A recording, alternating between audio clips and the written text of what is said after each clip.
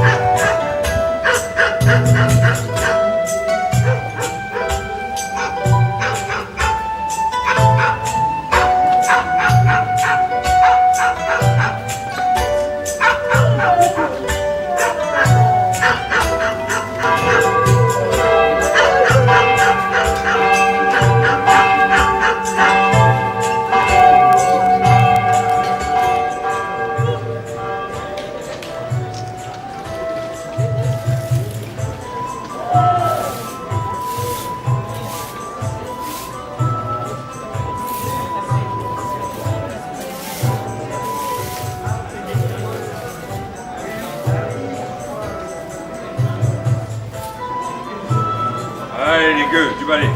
Allez. Ah ouais, c'est gueux. Allez. Le bonjour, Jeannette.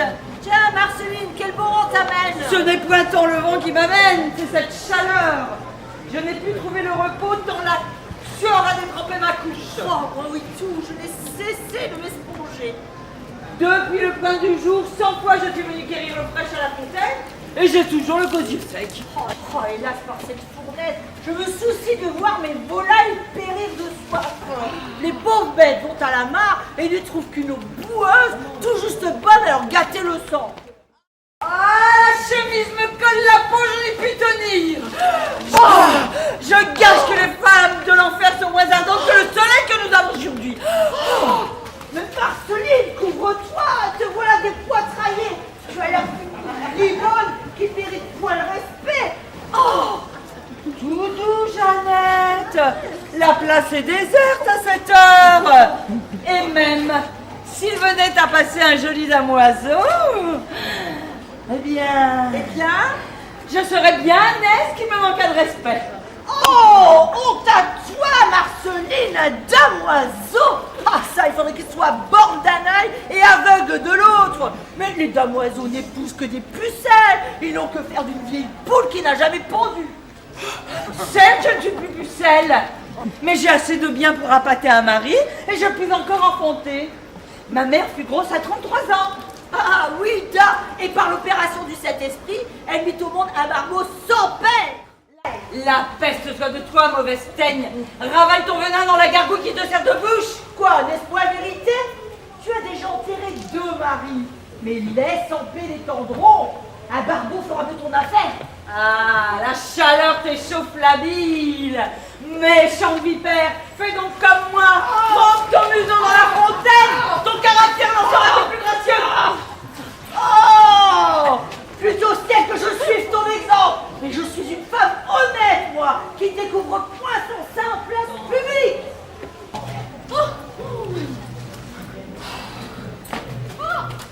Ah mais comment? Oh mais je suis bien aise de vous voir ici. Le bonjour, Lison. Comme tu es assis. Brisons-la, je la refais. Oh bah Jeannette, tu me quittes la place sans me saluer. Oh mais quelle est donc cette mine renfrognée? Oh, je renifle quelques disputes. Eh bien, tu renifles mal. Allez va, conte-moi le sujet de la querelle. Mais il n'y a point de querelle. Mais encore. C'est chose extravagante. La Marceline est en mal d'épousailles et elle espère qu'en roulant près de la fontaine à 2 minutes, elle y pêchera un jouvenceau. La femme est amusante. Marceline, mais tu suis pressée d'avoir un nouvel époux. Le premier est mort alors qu'il te battait d'un coup de sang. Et le deuxième est né tellement la vinasse qu'il a péri noyé dans un tonneau. Et s'il me plaît à moi de convoler une 3e fois? Avec un damoiseau. Sotte Marceline qui croit encore au miracle. La sotte de Marceline dira au curé que la Jeannette n'y croit point. Oh, menterie! Veux-tu me faire damner comme hérétique? Assez. Vos chicanes me rompent la tête. Marceline. Oui. Tes maris t'ont laissé du bien. Eh bien, j'y ai ta guise, c'est important la liberté. Tu voudrais d'un mari comme celui de ma maîtresse, hein, qui passe son temps à courir la gueuse et à rouler dans les fossés avec des brigands. Mais Maître Pierre n'est donc point en anthologie? Que nenni. Que nenni. Ma maîtresse pensait qu'il serait par là. Vraiment? Croit-elle que Maître Pierre est homme à boire de l'eau? Elle n'a pas dit près de la fontaine, mais près de la taverne, toute proche. Pour l'heure, je n'entends ni juron, ni chanson à boire. Si Maître Pierre était à la taverne, on nous irait d'ici les poches trop braillées. Faut-il que j'aille jusqu'à la grande route là-bas par ce soleil brûlant? Maître Pierre est parti hier avant l'aube. Portait un mantel de loup gris et quelques robes brodées à 4 lieues d'ici. Eh bien, depuis lors, il n'a point reparu.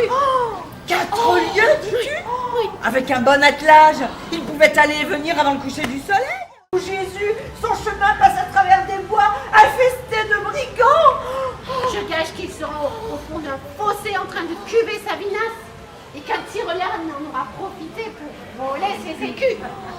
Je le crois plutôt homme à l'ébailler à une main crêle pour prix d'une putain crasseuse émerolée. Oh, mais quelle aigreur, Marceline, mais ma parole, tu es jalouse. Et pourquoi le serais-je? Maître Pierre n'est point mon époux. N'empêche, il est si retors que j'en reste ébobie. N'a-t-il point eu le front de m'offrir le ruban que voici pour me toucher le sein? Oh, le méchant homme. Tenez, voici le mien. Si au moins il m'avait fait don d'un mouchoir ou d'une pièce de bon drap. Oh, mais commère, vous avez pris le ruban? Vous vous êtes rendu sans résister? Ah, pour Dieu, j'ai résisté, je le jure. J'ai tiré le ruban et m'en suis sauvée. Et toi, Marceline, qui ne dit mot? Ah, dame, oui, j'ai résisté, autant que la Jeannette. Oh, mais je ne suis qu'une faible femme. Et Maître Pierre est si fort. Ah, ça, j'ai résisté, hein. J'ai résisté autant que j'ai pu. Eh bien, mes commères, j'en demeure confondue.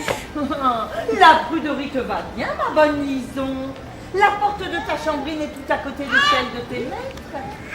N'aurais-tu point tâté du ruban par une nuit sans lune quand tout le monde dormait? Oh, ça, des rubans, j'en aurais un plein panier si je l'avais voulu. Mais Maître Pierre ou pas, il est pas né, celui qui aura ma vertu avant les épousailles. Et puis de plus, Dame Pétronille ne dort que d'un œil. Oh, elle n'est point si vigilante qu'elle n'a empêché Maître Pierre de semer moult bâtards parmi les servantes et les filles de ferme. Il est vrai, mais la place est bonne. Hein, je veux complaire à ma maîtresse. Hein. J'ai pas envie d'être battue et chassée du logis. Hein. Oh, la voilà. Oh. Ah, eh bien, ma fille, voilà un quart d'heure que je t'envoyais quérir ce vaurien qui te sert de maître. Je pensais qu'il serait sur la place, maîtresse. Là, tu cherchais à la taverne. Si fait, elle l'a cherché. Si fait. Voulez-vous que j'aille plus avant sur la grande route? Non, Lison, retourne au logis et reprends ton travail. J'y vais, maîtresse. Oh, maudit soit mon époux. Mais il me faut cette toile de Reims et ce beau drap d'écarlate qu'il devait ramener de la ville. Les couturières sont là, baillées aux corneilles, faute d'ouvrage. Mais n'ayez-vous crainte qu'il lui soit arrivé malheur? Mais je ne crains rien du tout. Ce diable est coriace qu'il ose se montrer devant mes yeux et je le rosserai d'importance. Et s'il avait été détroussé en chemin, oxy par des bandits? Détroussé? On ne connaît point Maître Pierre pour l'art de la détrousse, mais pour celui de la retrousse. Oh, Marceline! J'ai ouï dire que les brigands vous ôtent la vie ou la bourse. Si Maître Pierre n'a pas perdu la vie, je gage qu'on lui aura volé les rubans qui emmenaient ses 2 bourses. Oh, mais que me chantes-tu là, Marceline, avec tes bourses et tes rubans? Oh, si je n'ai promptement de beaux écus sonnants et trébuchants et de nouvelles étoffes à façonner, je ne donne pas cher de mon commerce. Et s'il avait été dévoré par les sangliers et les loups? Je les ai entendus hurler cette nuit près de l'enclos aux volailles. Du ciel, mon époux, gisant dans son sang, blessé, estropié. Oh mon Dieu! De quoi me servirait un tailleur incapable de tenir son aiguille? Que ce malheur vous soit épargné. Oui, mais c'est un trop grand malheur que d'essayer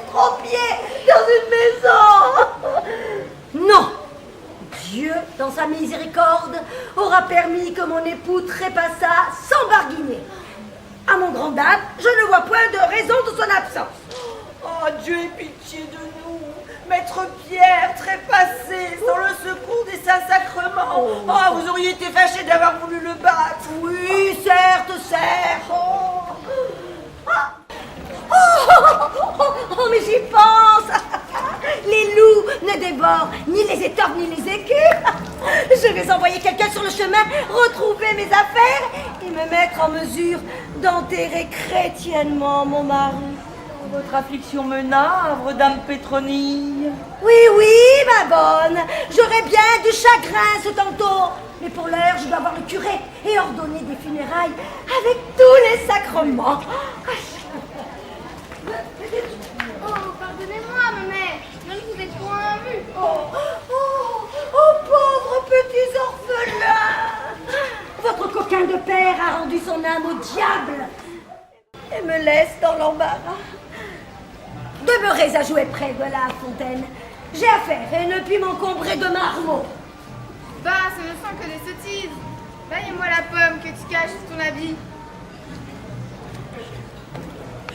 Alors, mes commères, Maître Pierre a-t-il regagné son logis? Tu le saurais si tu avais montré le bout de ton nez. Dame Pétronille ne m'apprécie guère. Elle a défendu d'abreuver Maître Pierre. Elle jetterait volontiers les taverniers au cachot avec leur... Comme et leurs marmots. Tiens, qui donc te rend visite, Mathilde? C'est mon parent. Il nous tomba hier tout soudain quand nous ne l'attendions point. Comment te nomme-t-on? Dis-moi, tu es joli garçon?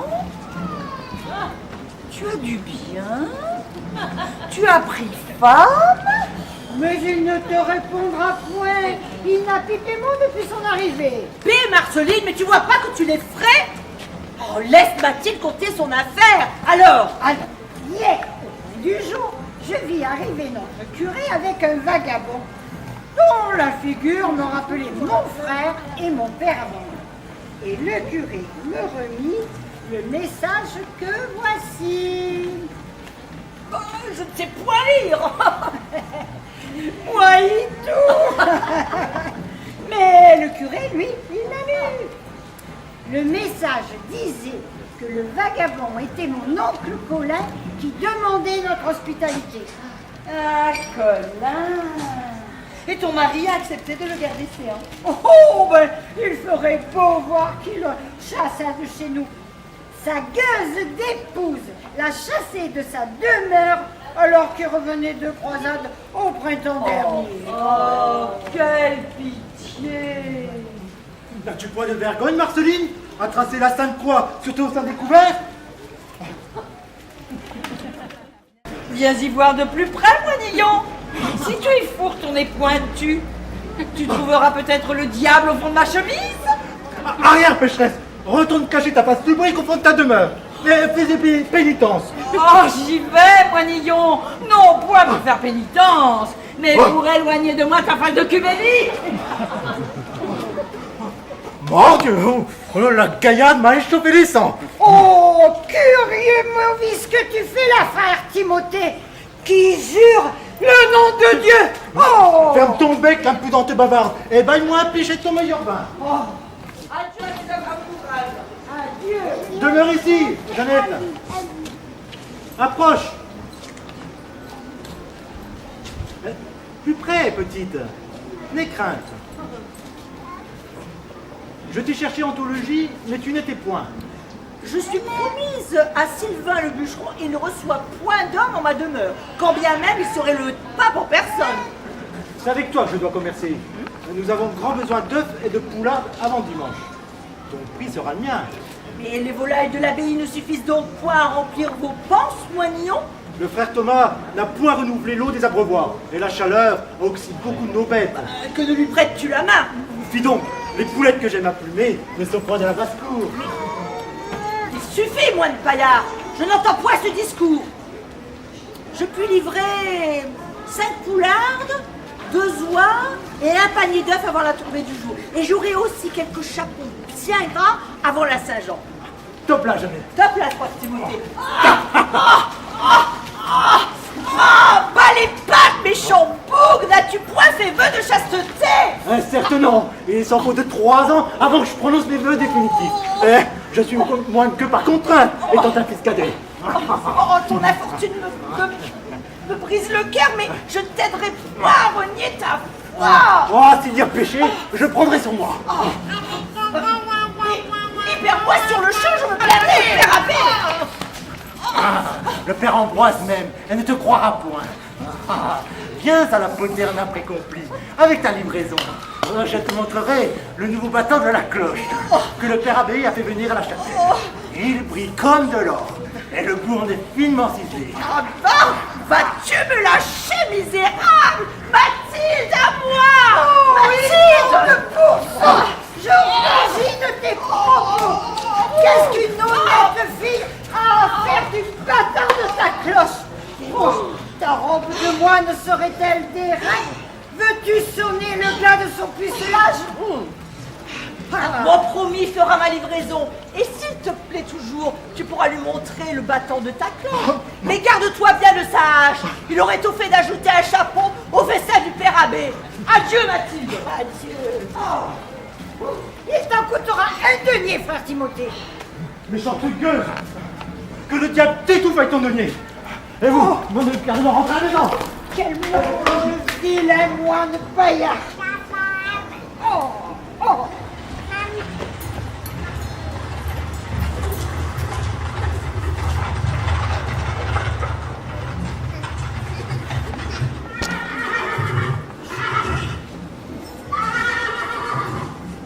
Va, mon cheval! Retourne à l'écurie, tu connais le chemin. Ah, là voilà enfin cette fameuse taverne. Place, maintenant. Ah, j'ai tant soif que pour Dieu j'estomierai tout effronté qui lambinerait sur mon chemin. Oh, oh. Seigneur Dieu, Maître Pierre, mon Dieu, quel mauvais tour que voilà. Il n'y a pas un quart d'heure. Dame Pétronie allait chez le curé pour votre sépulture. Ah, la bonne farce. Elle sera donc bien aise de me revoir tout vif. Voilà, tavernier. Amène par ici ta trogne de soifard et viens trinquer avec moi. Ordon, maître Drapier, vous êtes le héros de tous les commérages. Vous voilà réchappé d'une course de 4 grandes lieues. Mais votre vue baisse. Il paraît que vous attelez des tortues en lieu et place de vos chevaux.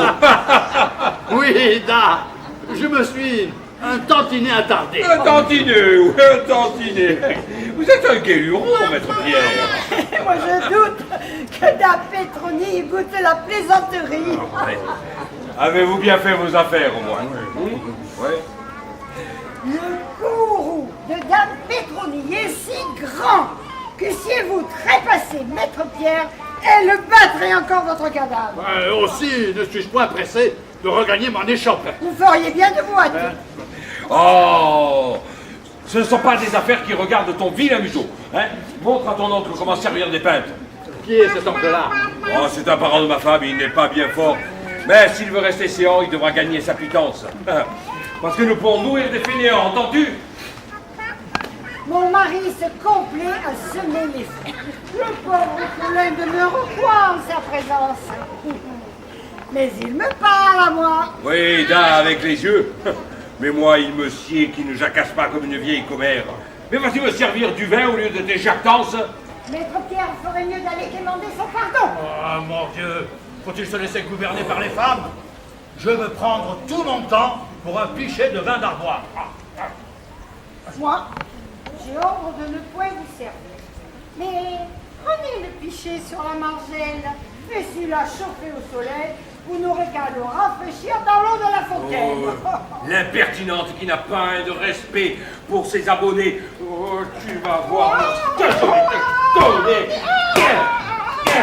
Je la bats tous les matins sans jamais y faillir et voilà qu'elle en redemande. Je ne sens rien.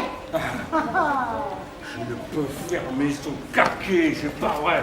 Je prie le ciel que ton vin tourne en vinaigre et ton sang avec moi. Ah, les femmes. L'avenue serait plaisante si on pouvait les dresser, ces animaux-là. Ah, je n'ai pas à me plaindre. La Mathilde est bonne femme et fait bien son fricot. Mais j'ai fait mien la devise d'un sarrasin. Bats ta femme tous les matins. Si tu sais pas pourquoi, elle le sait bien. Je ferai bien mon quotidien de cette pratique-là. Hélas, Dame Pétronille s'attarde à faire le contraire. C'est elle qui me bat. Voilà qui est fâcheux. Mais que voulez-vous? Qui veut la dot prend la mégère. Oh, il n'y a pas grand mal quand la mégère est jeune et jolie. Mais mordieu, quand je vois sa figure... Ouais. Ah, la gueuse me prend pour une bourse molle. Eh bien, je voulais faire savoir, moi, de quel bois je me chauffe. Ah, C'est bonheur. pas plus tard que ce aujourd'hui. Trinquons cette bonne résolution. Colère. L'hiver. Allez. Allez! Et allez, point de pointise, enfin! Regarde, le vilain moine n'est plus sur la place. Allez, je suis brave! Mais prudent! C'est bien l'élève! C'est bien Tu sûr. n'avais pas le tronc que tu es! Ah! Voilà ma chère Marcotte! Allez, on y va. Moi, je m'en fais! Le diable n'en a point voulu! Oh! Oh!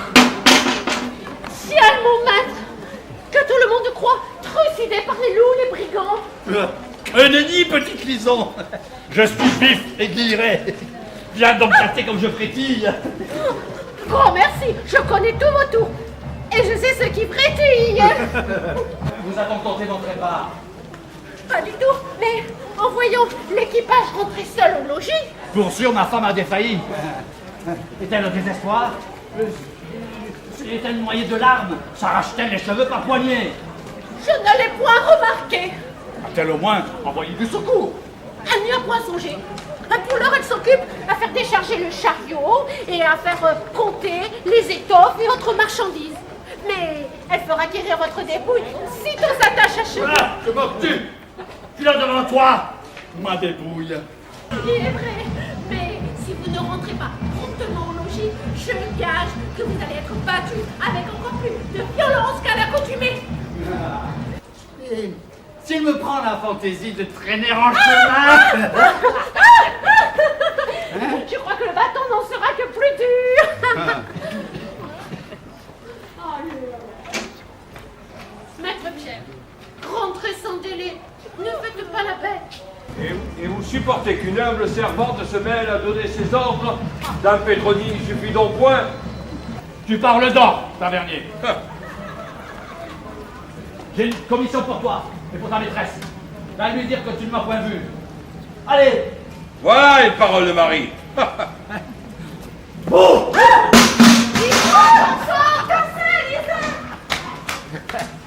Ma femme va savoir qui porte la culotte au logis. Moi, j'ai dans l'idée qu'on le saura bientôt. Regardez par ici, Maître Pierre. Hardy, maître Pierre, souvenez-vous du sarrasin. Le sarrasin. Ah! Je vous vois, maroucle, coquin, sacarin, coureur de jupons. Ainsi, on ne vous voit point sur la place quand moi je vous y vois, avec tous ces manants trélassants, occupés à déshonorer notre maison. Calmez-vous, ma colombe. Et qui vous a dit que je n'étais point sur la place? C'est cette maudite prison qui n'a point d'entendement. Voici fidèlement mes paroles. Je suis sur la place et arrive prestement. Tous ici en sont témoins. Prestement, tout d'un jour, toute une nuit, pour couvrir 4 lieues. Me direz-vous ce qui vous a retardé? Vous savez, j'ai voulu vous composer un poème pour votre fête. Vous vous moquez? Le poème était en latin. Ah, vous savez le latin? Justement, non. J'ai beaucoup transpiré à l'écrire. Et où est-il, ce poème? Envolé. Le vent s'est levé et il a disparu dans la poussière. Et mon latin avec. Et vous espérez que je croirai cette femme? Je l'espérais, mais Je n'y croyais guère. Mais que tenez-vous là dans votre main? Oui, dans quelle main? Là! Ah, celle-là! Oui. Il me semble que c'est affiché. Oui, je me souviens. C'est un pichet rempli de l'eau que j'ai puisé dans la fontaine. De l'eau? Vraiment? Montrez-moi cette eau, de crainte qu'un brusque coup de vent ne la fasse rejoindre votre latin. Tenez, mamie. Ah, c'est du vin! Regardez! Oh, mais c'est du vin! C'est du vin! Regardez! Mais c'est du vin! C'est du vin! Vous êtes un fier menteur, maître Pierre! Donnez, mamie. Dieu du ciel! C'est du vin! L'eau de la fontaine s'est changée en vin! Va donc, tavernier! Ne vois-tu pas là du bon vin, là où il y a un quart d'heure, il n'y avait que de l'eau? Si. La fontaine est dédiée à Saint Vincent, patron des vignerons. Il en aura permis le prodige. Oh! Je vous en montrerai, moi! Du prodige au mon bâton! Miracle, c'est du vin! Oh, c'est du vin! Ah, vous!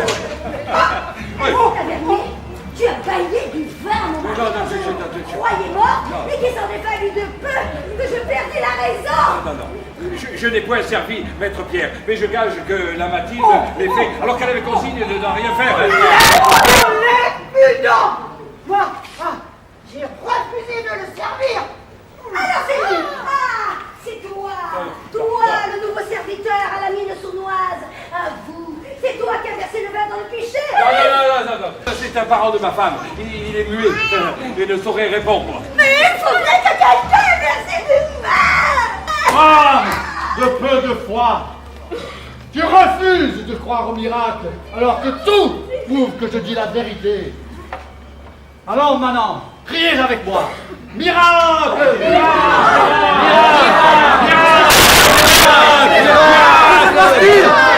Quelle est la raison de ce vacarme? Un grand miracle! Oui. À la fontaine Saint-Vincent. J'ai puisé de l'eau pour me rafraîchir le gosier. Et dans ma main, l'eau s'est changée en vin. Tous ici peuvent en témoigner. Un miracle! Ah, comme celui que notre Seigneur fit aux noces de Cana. Ah, Dieu m'envoie un signe. Je serai moine ad vitam aeternam et me languis de prononcer mes vœux. Alléa, Jacques. Oh, miracle! Frère Timothée s'est converti! Je cours chercher le Père Abbé. Père Abbé! Un miracle à mon aide! Oh, deux miracles en un seul jour à la fontaine! Fontaine magique, fait que je trouve un mari! De l'eau! Oh, Saint-Vincent est bien paresseux aujourd'hui, hein! Moi, je m'en vais prier le petit Jésus, parce que lui, il s'est changé l'eau en vin, sans se faire prier! N'est-ce pas, Dame Pétronie? J'ai pas raison. Mais toi aussi, Lison, tu ajoutes foi à ces billevesées! Oh, Seigneur Dieu, la fête des fous te revient 2 fois l'an à présent! Eh bien, cher frère. Frère! Mais bien, chère sœur. Sœur! Je voulais dire qu'un miracle s'est produit à Fontaine Saint-Vincent, présente. Avant de regarder ce miracle est œuvre de Dieu ou œuvre du diable, je dois questionner les témoins pour m'assurer de leur bonne foi. Père Abbé, vous êtes un homme avisé. Le doigt de Dieu n'a pu se poser sur mon époux. C'est le plus grand menteur, buveur et fornicateur qui soit d'ici au tombeau du Christ. Allez en paix, Dame Pétronille. Si l'imposture est démontrée, votre époux sera questionné, jugé et promptement pendu en place publique. Oh non. Oh mon Dieu, étourdi que je suis, mon époux n'est point si pécheur que je l'ai dit. Vous avouez donc que vous avez menti, Dame Pétronille? Fort bien, vous serez jugé tantôt. Et recevrez les châtiments que mérite vos calomnies. Moi, châtié? Il faudrait vous voir. Voyez donc où vous nous mène votre malice, tout droit et une honteuse. Allez-vous dire la vérité? Je confesserai tout ce que vous voudrez, ma tendre épouse. Tout. Ajoutez, Frère Timothée, que Dame Pétronille essaie de suborner un témoin. Nous sommes tout oui, Maître Pierre. Oui. Ma femme, ici présente, me surprit un pichet à la main. Bon, je l'assurais qu'il contenait de l'eau. Hein? Elle le prit tout soudain comme ça et cria « C'est du vin !» C'est ainsi que ça s'est passé. Et moi, je peux pas dire le contraire. C'est donc dans votre main que l'eau se changea en vin. C'est ce que je voulais dire, mais je ne veux plus le dire maintenant. Je vois. Par grande modestie, vous répugnez à convenir que c'est l'homme par qui ce miracle arriva. Qui d'autre a vu ce prodige? Moi, je l'ai vu aussi. Moi, je l'ai vu aussi. Mais alors, je n'ai pas réussi ce tour avec mon seau. Je crois que j'ai pris trop d'eau. Il suffit. Éloignez-vous tous. Frère Timothée, nous allons délibérer. Je réfléchis un petit Moi, j'ai foi au miracle. Avez-vous quelques doutes, Père Abbé? Aucun. Je suis formel. C'est pure tromperie. Mais apprends ceci, moi, Néon. Dieu veut que notre ami prospère et nous baille ici à l'occasion de faire nos bénéfices. Honorons le gîte aux pèlerins, vendrons des petites fioles d'eau miraculeuse et ouvrirons une échoppe de souvenirs. Procédons sans tarder à l'énoncé du jugement. Approchez, bonnes gens! Approchez! Oyez le jugement que notre Père Abbé rend aujourd'hui. Vox Populi, Vox Dei. Celui par qui le miracle arrive est assurément l'élu de Dieu. Maître Pierre est appelé à être un saint homme. Oh, laissez-moi lui baiser la main. Qu'on le béatifie. Certes. Mais avant de présenter le cas au Saint-Père, Maître Pierre devra expier ses errements passés. Il fera retraite à l'abbaye, où il observera 40 jours de jeûne et de silence. Après quoi, il continuera à partager la sainte vie des moines pour l'édification des pèlerins. Amen. Alléluia. Alléluia. Une vie de moine, pitié, pitié! Ma douce amie, ma tendre épouse, parlez en ma faveur! Soit, je veux bien confesser tout ce que vous voudrez et que tout ceci n'est qu'invention. Pour l'heure, je ne puis le croire. J'ai foi en ce miracle que vous avez accompli.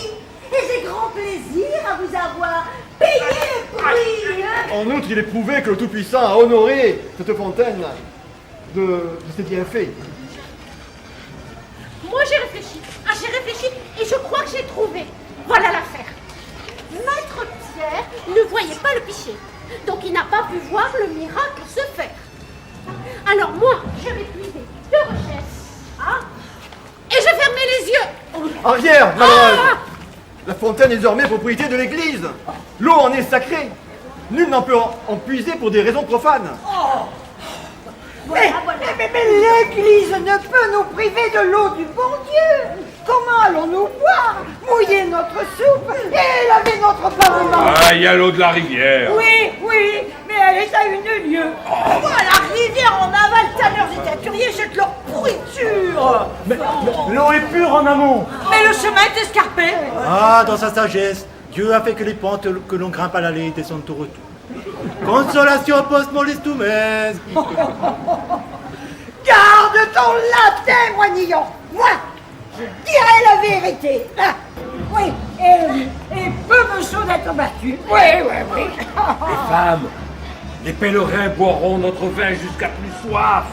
Pour l'édification d'une chapelle dédiée à Saint-Vincent au-dessus de la fontaine, nous lèverons une taxe. Une taxe, mais elle va avoir nos bénéfices. Et nous ferons grand place en rasant la taverne. Quoi, raser la taverne? Oh, bougre de merveilleux Mais de Paris, arrête. vas-tu le dire que le vin de ce pisse est sorti de tes barriques?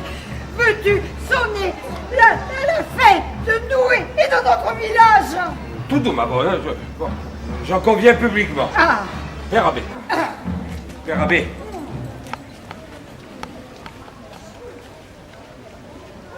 Voilà. Maître Pierre voulait jouer une mauvaise farce à sa mégère pour lui en faire accroire. Mais j'aurais grand dépit que la farce se tourne en mes dépens. Nous voilà déconfits. Adieu nos bénéfices. Hélas, ce que Dieu donne d'une main, il le reprend de l'autre. Mais un bon père abbé doit songer à l'intérêt de son abbaye. Dieu absout les mensonges, les punit les menteurs. Ce n'est que justice. justice! Vite, voici ma sentence. Maître Pierre, tu accompliras ta retraite de 40 jours. En outre, tu fourniras et tu façonneras 12 robes de moine de ta meilleure étoffe. Maître Canter, tu feras don à l'abbaye de 6 barriques de ton meilleur vin et d'autant de tonneaux d'une bière bien fermentée. 6 barriques 6. 6 tonneaux.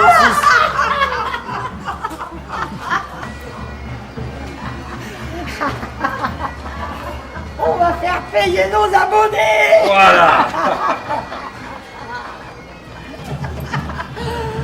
Valez-moi un denier, maître Pierre, pour prix de votre vin. Oh, le muet a parlé. Le muet a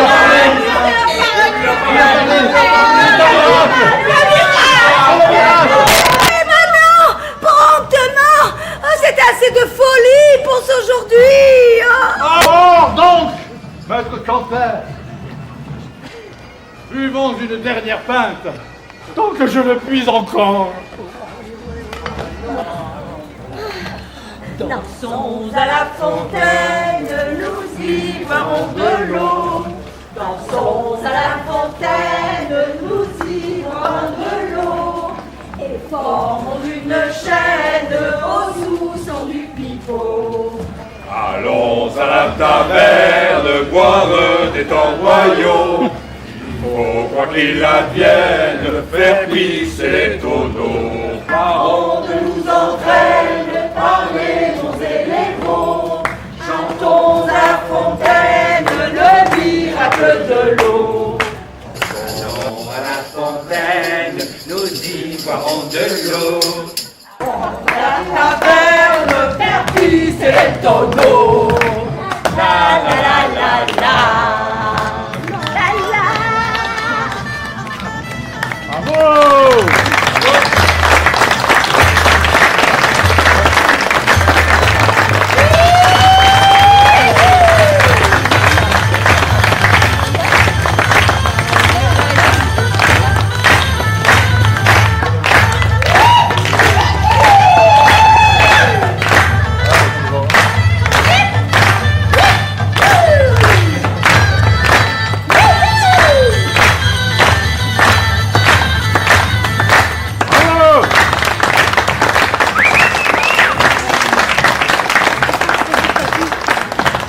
Merci à vous, cher public, d'avoir attendu que l'orage passe pour que nous puissions enfin retrouver notre chaleur accablante. Je vous remercie d'être restés, d'être assis sur de la paille mouillée. Voilà. Nous sommes sur la plus belle place de la gare, la place Autran, avec cette magnifique fontaine. La pièce que nous venons d'interpréter, la farce de La Fontaine, a été écrite par une gardéenne, Chantal.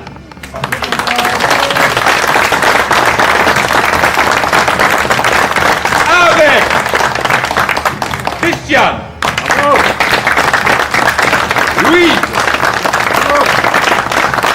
Fred, Florence, Christiane, dans une mise en scène de Marie-Hélène. Paul, Gérard, Henri, Bernard, Chantal. Et dans le rôle du tavernier, Guy.